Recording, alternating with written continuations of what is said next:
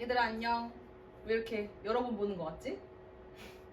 자, 오늘 우리가 배우게 될 내용은 이번에 우리 6월 모의평가 봤잖아. 거기서 가장 그래도 좀 까다로운 독서 지문이었다라고 느껴졌던 라플라스식에 대한 해설 강의를 가지고 와봤어. 그래서 우리가 이 시험이 어떠했는지 같이 뜯어보고, 그리고 이 시험에서 그래도 우리가 좀 출제 논리로서 가지고 갈 만한 지점들을 파악해 나갈 건데, 그걸 어떤 것을 중심으로 해 나갈 거냐 하면, 자, 출제 논리를 이제 조건 게임으로 설명을 할 수가 있는데, 우리가 선지를 풀 때 이러하면 저러하다 이렇게 서술이 되기도 하고, A는 어떠한 것을 설명한다 이렇게 설명하기도 하지. 그랬을 때 그 내용을 논리적으로 맞는지 틀린지를 판가름을 해줄 때 이 네 가지의 기준을 머릿속에 두고 파악해주면 좋다는 거예요. 자, 그랬을 때 선지, 출제라고 하는 것에 조건 게임, 이것을 네 가지로 정리를 해볼 수 있더라. 먼저 첫 번째가 무엇이냐 하면 1번 조건을 삭제합니다. 쉽지? 그냥 있는 거를 없는 걸로 만들어 버리는 거야. 그 조건을 무시하고 내용을 진행시켜 버리는 거죠. 자, 두 번째는 뭐냐 하면 과잉 일반화입니다. 과잉 일반화는 뭐야? 원래 조건이 있어. 뭐뭐 할 가능성이 있다. 뭐뭐 할 수 있다. 이렇게 이야기를 했어. 근데 선지에서는 뭐라고 얘기를 해버려요? 그냥 뭐뭐 한다. 이렇게 그 가능성 여부에 대한 진술을 아예 없애버림으로써 뭐뭐 할 가능성이 있다, 할 수 있다인데 뭐뭐 하다 라고 얘기해버리면 그 또한 100%로 만들어버리는 거야. 가능성이 예를 들어서 90% 정도다 라고 하더라도 절대적으로 그러하다, 100% 그러하다 라고 얘기하는 거랑은 다르겠지. 그래서 과잉 일반화가 있고, 세 번째는 무엇이냐 하면 연결을 교란시켜요. 연결을 어떻게 교란시키냐면 개념 간에도 교란시키고, 그리고 1문단에서 설명했던 내용의 방향과 2문단에서 설명했던 내용의 방향이 서로 다를진데 그거를 다른 범주로 묶어서 범주 간의 교란을 이야기하기도 한다. 자, 네 번째는 무엇이냐 하면 반대로 서술을 해주는 경우예요. 반대 서술, 우리 이것도 되게 직관적으로 이해가 잘 되지. 예를 들면 A 하게 되면 좋아진다, B 하게 되면 나빠진다 이렇게 얘기를 했는데 B 하게 되면 좋아진다 이렇게 이야기를 해버리는 게 반대 서술이 될 수 있고, 또 그거는 연결 교란이 될 수도 있겠지.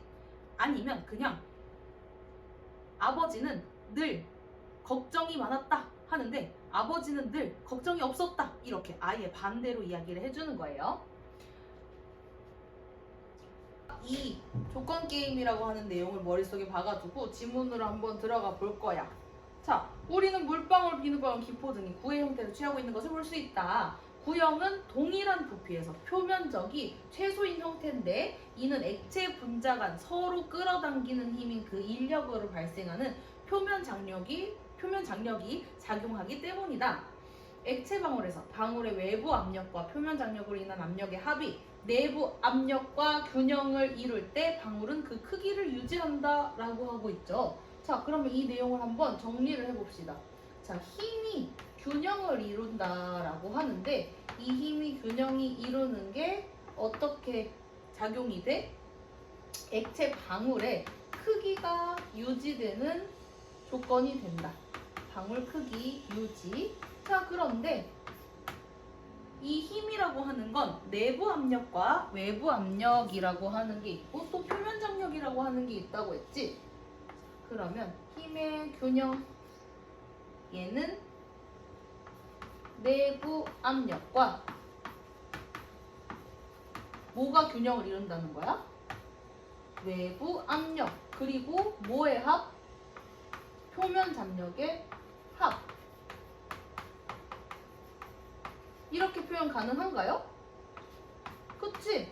균형을 이룬다고 한다는 게 그게 동일한 힘을 유지하고 있다라는 뜻으로 해석이 가능하잖아. 자, 그런데 내부 압력은 어떤 힘이에요? 안에서부터 밖으로 밀어내는 힘, 팽창하려고 하는 힘이고, 그 다음에 외부 압력과 표면 장력의 합이라고 하는 것은 바깥에서 안으로 이렇게 쪼여드는, 수축하는 힘으로 작용한다 라고 하고 있어요. 이들 간의 관계가 라플라스식으로 표현이 가능한데, 라플라스식은 무엇이냐 봤더니, 자, 이 내부 압력이라고 하는 거. 내압이라고 쓸게. 내부 압력이라고 하는 게 정비례해. 뭐랑 정비례해? 표면 장력과 정비례하고. 미안, 잘못 썼다. 자, 내부 압력과 외부 압력의 차이. 내부 압력에서 외부 압력을 빼준 값이 정비례해. 표면 장력과 정비례해. 그리고 뭐랑 반비례해? 반지름과는 반비례하다. 자, 이렇게 표현 가능한가요? 선생님, 이거는 알겠는데 왜 내부 압력에서 외부 압력을 빼요? 얘들아, 외부 압력에서 표면 장력을 더 해줘야지 내부 압력 된다 했잖아. 그러니까 여기서 얘를 빼주면 이렇게 된다. 괜찮나요? 계속 볼게. 라플라스식은 사람이 호흡할 때 폐포에 작용하는 이 호흡 원리에도 적용이 가능하다. 폐포 호흡이라고 하는 케이스가 나오고 있어요. 자, 근데 이 폐포 호흡이라고 하는 게 기본적인 원리는 뭐야? 그 내부의 압력, 폐포 안에 있는 그 압력. 내부 압력 뭐야? 안에서 바깥으로 팽창시키는 힘이 없고, 그 다음에 인체 외부 공기 압력. 자, 입으로 뚫려가지고, 코로 뚫려가지고 숨을 쉬는 그 바깥의 공기의 압력과, 그리고 이 차이가 있어. 그렇기 때문에 폐포에서 호흡이 일어나 라고 이야기가 되고 있죠. 자, 이는 공기가 압력이 높은 곳에서 낮은 곳으로 이동하기 때문이다. 기본적인 호흡의 속성을 이야기해주고 있어. 기본이 어떠해요? 공기라고 하는 게 압력이 높은 곳에서 압력이 낮은 곳으로 이동을 한다. 이걸 통해서 폐포의 호흡이 일어나게 된다. 자, 근데 여기에 계면활성제라고 하는 게 등장을 하네. 자, 폐포를 둘러싸고 있는 액체층의 표면 장력이 폐포를 수축하게 하는 힘으로 작용한다. 표면 장력, 수축하는 힘 동일하게 반복되고 있죠. 근데 지질과 단백질로 구성된 계면활성제라고 하는 게 분비가 되면, 자, 계면활성제 우리 샴푸에도 들어가 있는 성분이잖아. 이 계면활성제는 뭘로 구성이 되어 있다? 지질과 단백질로. 자, 그런데 이러한 계면활성제가 분비가 되게 되면 어떤 일이 벌어지나 하면 액체층의 표면 장력을 낮춘대요. 액체층의 표면 장력을 낮춰. 표면 장력이 낮아져. 자, 근데 표면 장력이 낮아진다는 건 어떤 거예요? 수축시키는 힘이 약화된 거잖아. 그러면 폐포가 더 잘 팽창하겠지. 더 잘 늘어나겠지. 폐포는 팽창을 하게 될 것이다. 그게 잘 일어난다 라고 하고 있죠. 라플라스식은 두 기포가 합쳐지는 경우를 이해하는 데도 용이하다. 자, 라플라스식이 적용되는 두 번째 케이스가 등장을 하고 있습니다. 뭐예요? 두 개의 기포가 병합을 하는 경우. 그러면서 조건이 나오고 있어. 어떤 조건? 먼저 크기가 서로 다르고, 크기가 상이하고, 그 다음에 어떠해요? 구성 물질이 같아. 같은 구성 물질을 가지고 있고, 그 다음에 세 번째 또 조건이 있어. 서로 접해야 돼. 접촉이 일어나야 하고, 그 다음에 이렇게 세 가지네. 크기가 서로 다르고, 구성 물질이 동일하고, 접해서 하나로 합쳐질 때, 자, 그렇게 되면 어떻게 된다? 한쪽 기포에서 다른 쪽 기포로 공기가 이동을 하는데 그 결과로 기포가 병합이 된다. 근데 공기 이동 그리고 두 기포가 병합이 돼. 그 경우 기존 크기보다 더 큰 크기의 기포가 만들어진다. 괜찮나요? 자, 그 다음 문단으로 넘어가 봅시다. 자, 실생활에서 라플라스식과 관련된 사례로 잉크젯 프린터를 들 수 있다. 자, 세 번째 사례가 나오고 있어. 이렇게 두 번째 사례까지 앞에서 다루었으면 마지막으로 세 번째 사례. 뭐다? 잉크젯 프린트. 잉크젯 프린터. 자, 잉크젯 프린터에서는 분사 장치의 노즐을 통해 잉크가 분사가 돼. 분사 장치가 이렇게 있는데 그 분사 장치에서 이렇게 잉크라고 하는 게 분사가 된대. 얘가 노즐이야. 거기서 이렇게 잉크가 분사가 돼. 어디로? 종이로. 자, 그런데 이때 분사된 잉크는 공기 중에서 방울의 형태가 되고 종이에 도달해. 이때 라플라스식에서 알 수 있듯이 구형의 잉크 방울에서도 내부 압력은 외부 압력보다 높다. 야, 여기서 얘기해줘. 이걸 다시 한번. 외부 압력이 내부 압력보다 높다. 여기에서도. 그러니까 잉크 방울이 만들어지고 그게 유지된다는 건 반드시 내부 압력이 외부 압력보다 더 크다라고 하는 걸 이야기를 해주고 있는 거죠. 자, 그런데 구형의 잉크 방울이 형성되는 것만으로 인쇄가 제대로 이루어지는 건 아니래. 어떤 걸 또 고려해줘야 돼? 잉크 방울이 노즐에서 나와서 목표 지점이라고 하는 이 종이까지 안정적으로 가서 닿으려면 오네소르게수라고 하는 것을 고려를 해줘야 돼요. 이건 뭐냐면 잉크의 점도, 표면 장력, 밀도, 그리고 잉크 프린터의 노즐 지름에 의해 결정이 된다. 점도는 끈적거림이고 액체가 끈적거린다는 게 점도가 높은 거지. 이런 것까지 우리한테 설명을 해준단 말이야. 근데 지금 여기 내가 이렇게 칠판에 정리한 내용 다 지문에 그대로 있는 내용이다. 어쨌든 자, 넘어가서 이 액체가 끈적끈적할수록 점도가 높다.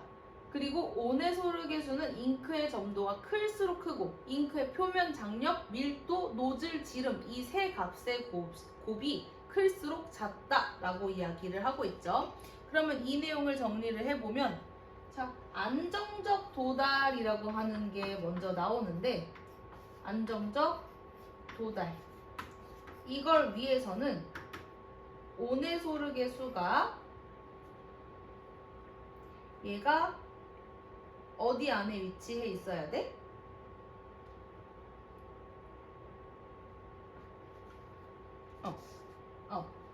이렇게 봐야겠다. 안정적 도달을 위해서는 오네소르게수라고 하는 것을 고려를 해줘야 되는데 얘는 어떻게 표현이 가능하냐? 또 비례 정비례 관계로 표시가 되는데 얘도 연두색으로 표시를 해줄게. 오네소르게수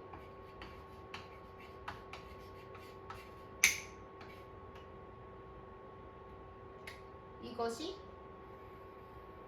또 비례 반비례 관계를 이루게 돼요.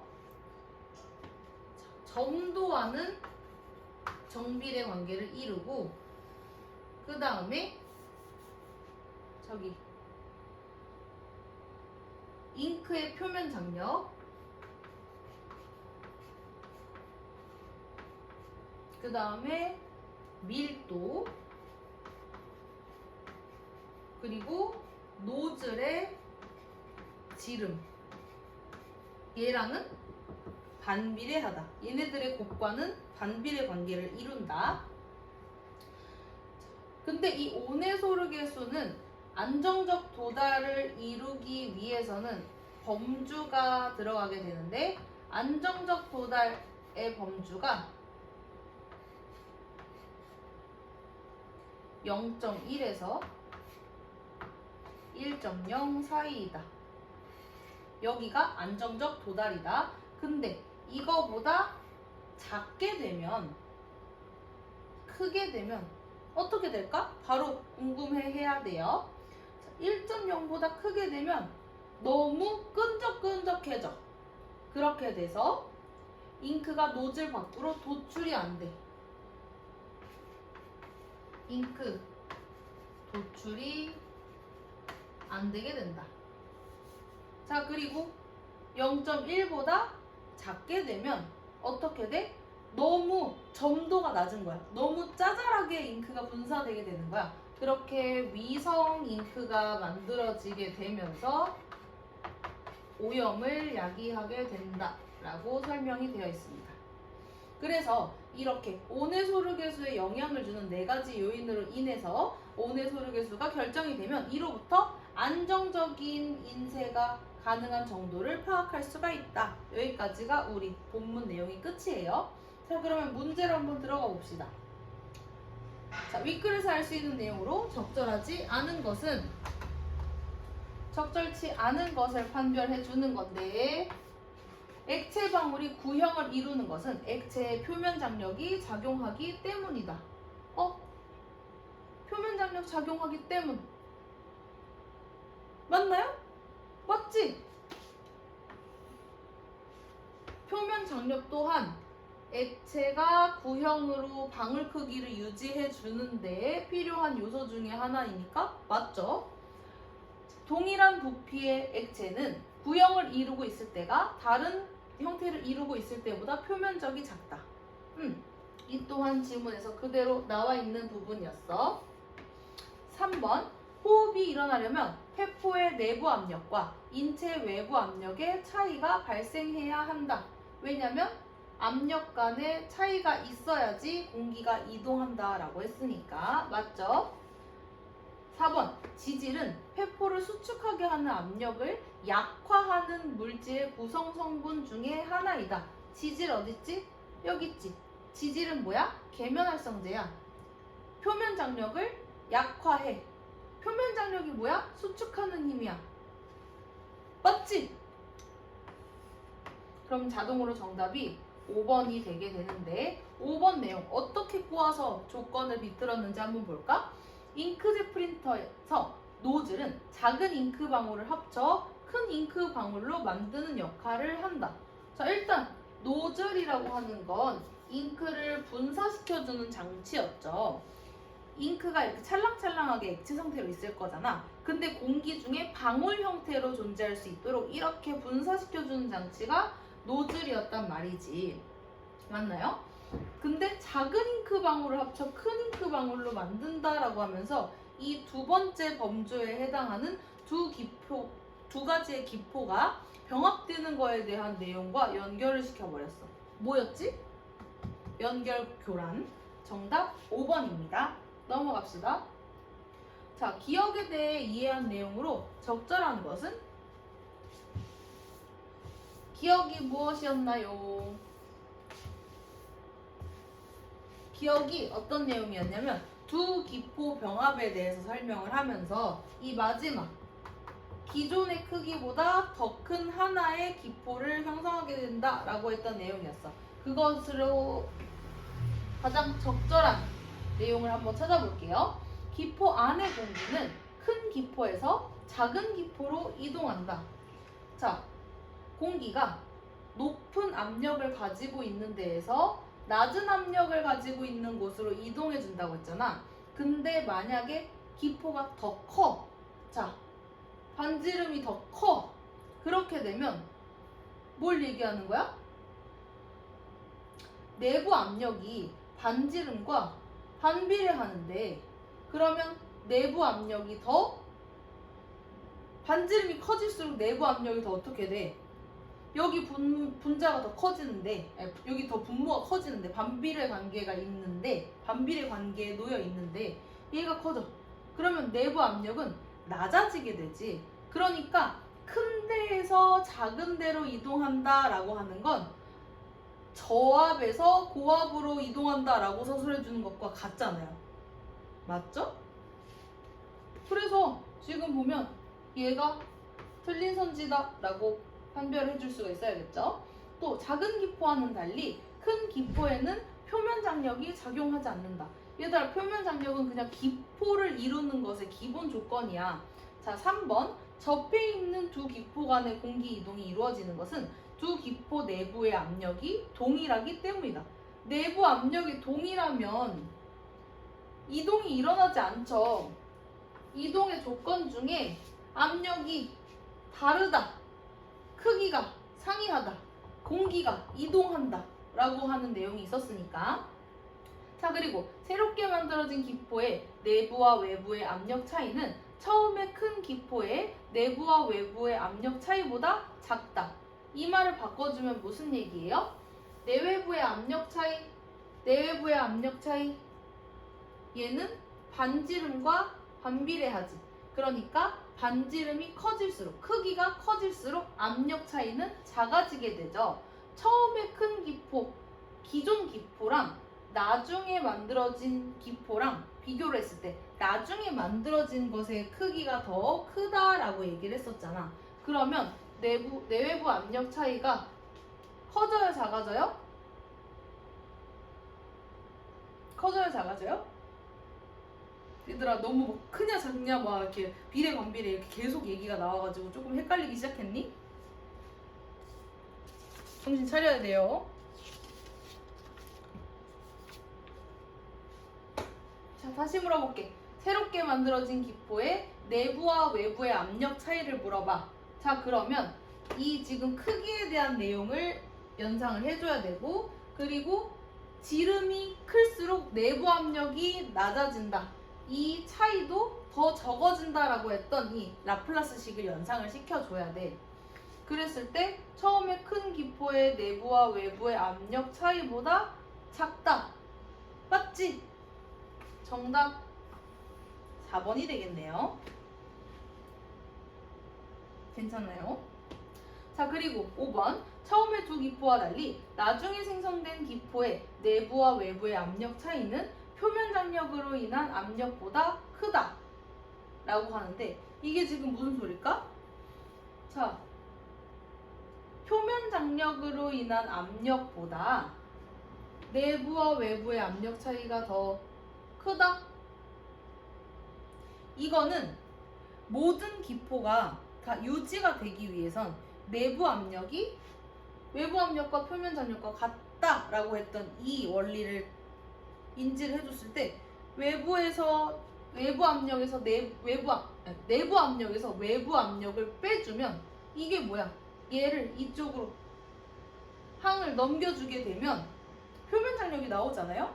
그러니까 표면 장력은 항상 내부 압력에서 외부 압력을 빼준 거다 이거야. 근데 왜 여기서 차이가 발생한다고 서술을 해주고 있는 거야? 이 관계식을 제대로 잡았으면 이게 답이 아닌 것을 알 수 있겠죠? 마지막 16번으로 넘어가 봅시다.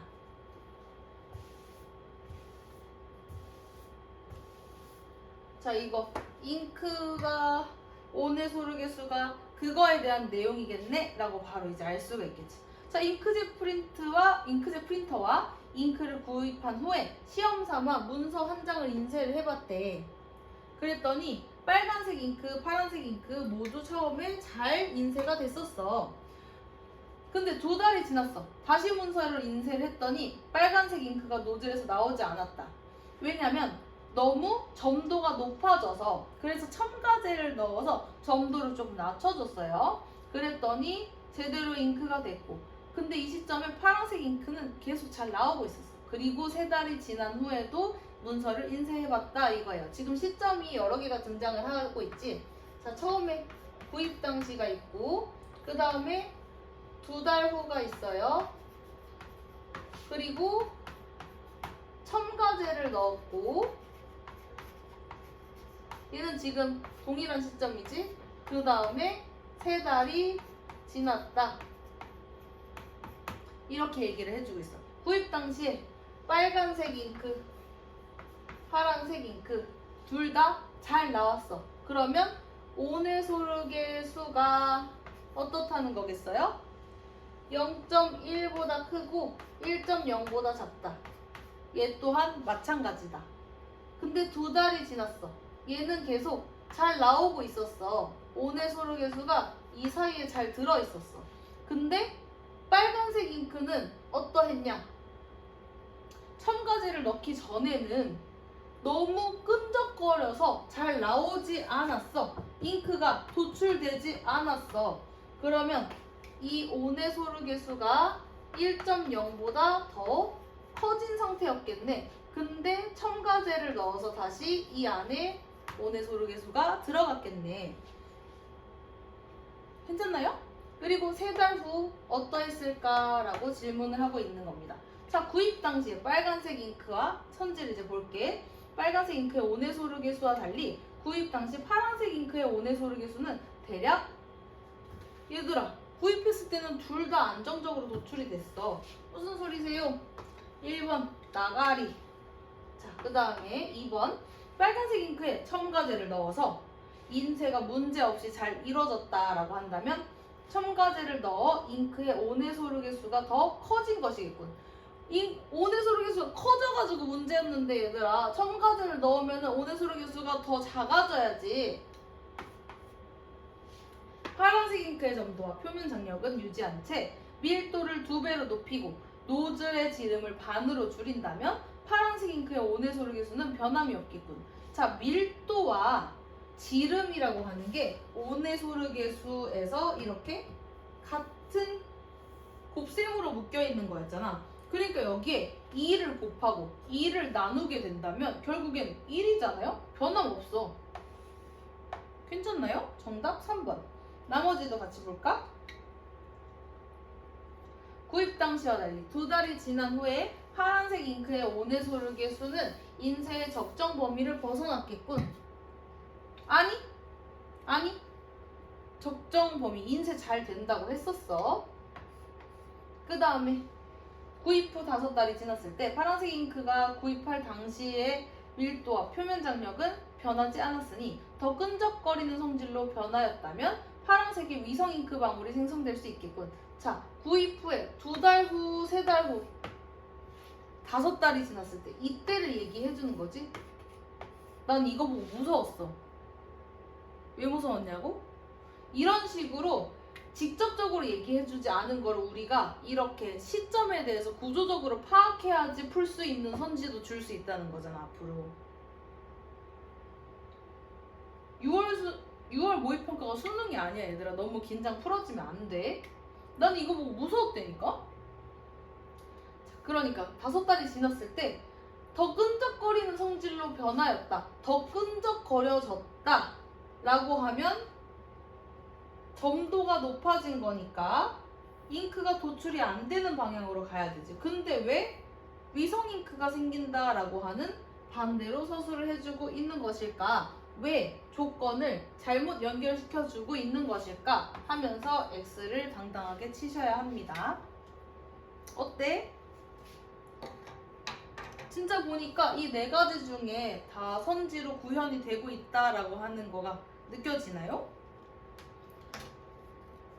그래서 우리 오늘 이제 뭐 해야 되냐면 집으로 돌아가서 오늘 배운 조건 게임 4가지를 적용해서 6월 모의평가 전체 시나 그런 그 고전 산문 이런 것들도 다 해줘야 돼. 그 다음에 세트 문제도 풀어와야 합니다. 고생 많았어요.